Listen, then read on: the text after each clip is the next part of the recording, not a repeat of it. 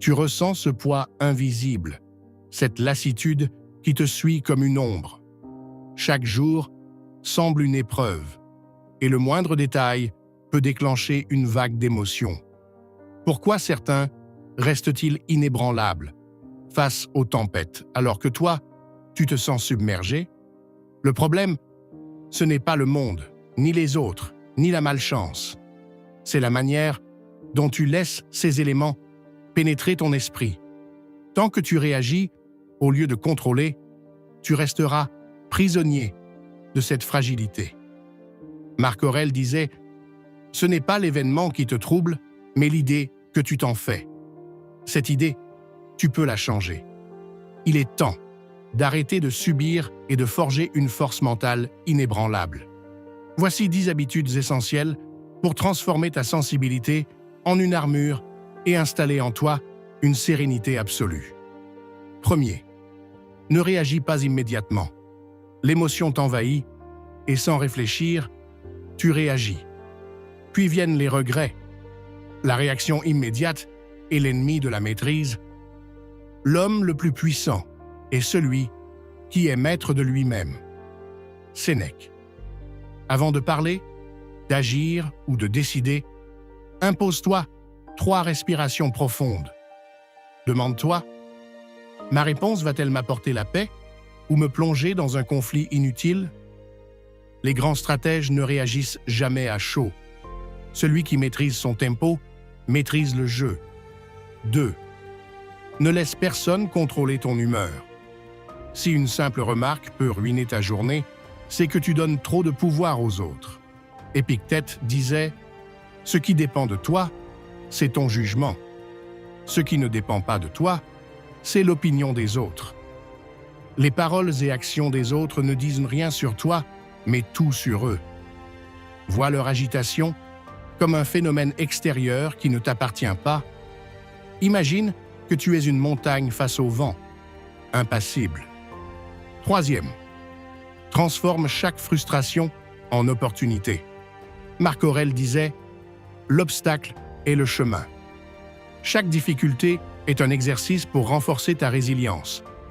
Au lieu de subir la frustration, demande-toi « Comment puis-je utiliser cela à mon avantage ?» Les obstacles ne sont pas des murs, mais des portes qui s'ouvrent vers une version plus forte de toi-même. 4e, éloigne-toi des pensées parasites. Ton esprit est un champ de bataille. Si tu laisses entrer la peur, l'angoisse ou le doute, ils s'enracineront. Épictète disait « Ce n'est pas ce qui t'arrive qui te trouble, mais la manière dont tu y réagis. » Une pensée répétée devient une croyance. Choisis soigneusement ce que tu laisses entrer dans ton esprit. Imagine chaque pensée négative comme un intrus. Fermeras-tu la porte ou la laisseras-tu s'installer? 5e, ne cherche ni l'approbation ni la validation des autres. Tant que tu cherches à plaire, tu restes vulnérable.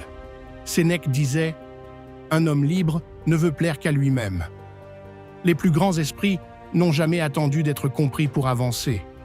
Ne cherche pas à être aimé, cherche à être respecté. Et le respect, on ne l'obtient pas en quémandant l'approbation, mais en restant fidèle à ses valeurs. 6. Accepte que la vie soit injuste et avance quand même. La vie ne suit pas de règles équitables. Certains naissent avantagés, d'autres doivent tout arracher. Sénèque disait « Ce n'est pas parce que les choses sont difficiles que nous n'osons pas. C'est parce que nous n'osons pas qu'elles sont difficiles. » Accepter l'injustice ne signifie pas se soumettre, mais comprendre que ton pouvoir réside dans ta réaction, pas dans les circonstances. 7. Ne cherche pas à contrôler ce qui ne dépend pas de toi. Combien d'énergie as-tu dépensé à lutter contre l'incontrôlable? Épictète enseignait « Il y a des choses qui dépendent de nous et d'autres qui n'en dépendent pas. » Focalise-toi sur ce que tu peux influencer. Tes actions, ta discipline, ton état d'esprit. Moins tu cherches à contrôler ce qui ne dépend pas de toi, plus tu deviens libre. 8. transforme la solitude en force. Marc Aurèle disait « Replie-toi en toi-même, car c'est là que réside la véritable paix ». La solitude n'est pas une punition, mais une opportunité d'explorer ton esprit. Les plus grands leaders ont appris à l'apprivoiser. Ceux qui la redoutent sont souvent ceux qui ne se supportent pas eux-mêmes. 9. Ralentis ta respiration. Ton esprit suit ton corps. Quand le stress monte, ton souffle s'accélère. Mais si tu réduis ton rythme, ton mental s'apaise. Épictète disait « Dans les moments de tempête, reste immobile ». Un exercice simple, inspire lentement. Retiens 4 secondes. Expire lentement. Cela te redonne instantanément le contrôle. 10e. Développe l'indifférence aux distractions émotionnelles. Sénèque disait « Ce n'est pas l'insulte qui blesse, mais l'importance que tu lui accordes. Ce qui ne mérite pas ton attention ne peut pas te blesser. L'indifférence est une arme redoutable. Concentre-toi sur ce qui compte vraiment et ignore le reste. Ces 10 habitudes feront de toi un roc face aux tempêtes. Applique-les et regarde à quel point ton monde